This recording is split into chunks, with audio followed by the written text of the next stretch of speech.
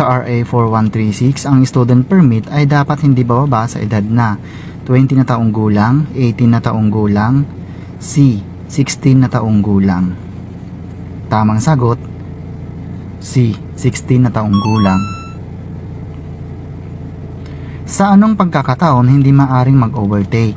A. Kung umuulan, B. Tuwing gabi, C. Sa blind curve. Ang tamang sagot, sa blind curve. Ano ang maximum at pinahintulutang lapad ng box o bag?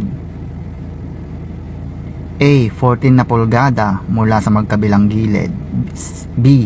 16 na pulgada mula sa magkabilang gilid, or C. 18 na pulgada mula sa magkabilang gilid. Tamang sagot, A. 14 na pulgada. Ano ang dapat gawin kapag magmamaneho sa highway na may maraming lubak? A. Bilisan ng takbo, B. Palaging lumipat ng daan o lane, or C.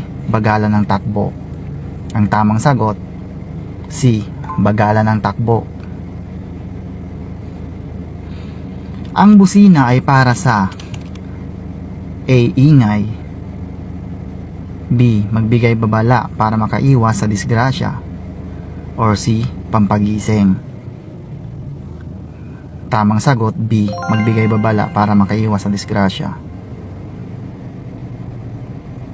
Kailan ka maaring maghintay sa dilaw o yellow box sa sangandaan? A. Kapag ang traffic light ay pula, B. Kapag nakatigil ka sa daloy ng trapiko, or C. Hindi kailanman. Ang sangandaan ay dapat malinis sa lahat ng oras. Tamang sagot, C. Hindi kailanman. Ang sangandaan ay dapat malinis sa lahat ng oras. Kung higit sa isang driver ang dumating sa four-way stop, sino sa kanila ang may karapatan sa daan? A. Ang driver na unang dumating ang siyang dapat unang umandar.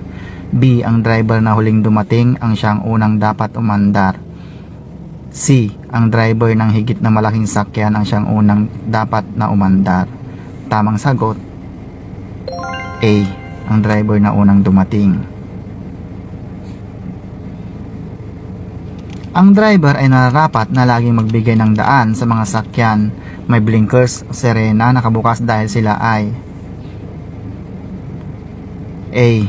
Malalaking sasakyan, B. Sasakyang tumutugon sa gipit na kalagayan o emergency, C. Maliliit na sasakyan. Tamang sagot, B. Sasakyang tumutugon sa gipit na kalagayan o emergency. Sino ang may prioridad sa intersection kung may dalawang sasakyan na dumating? A. Ang sasakyan nasa kaliwa ang prioridad, B. Mas prioridad ang nahigit na malaking sasakyan, or C. Ang sasakyang nasa kanan ang may prioridad. C. Ang tamang sagot.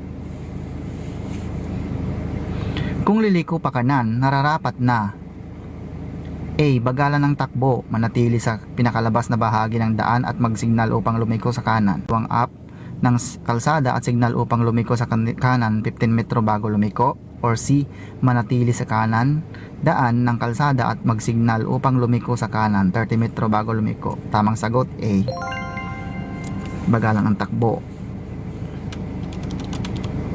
Ang traffic sign na no stopping ay nangungulugan na.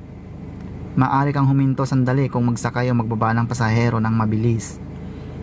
B. Hindi maaaring huminto maliban kung tatanggap ng tawag. C. Hindi ka maaaring huminto maliban kung pinapahinto ka ng traffic enforcer. Tamang sagot, C. Hindi ka maaaring huminto maliban kung pinapahinto ka ng traffic enforcer.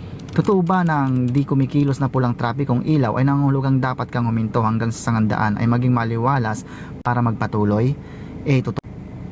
C. Walang sagot. Tamang sagot, B. Hindi totoo.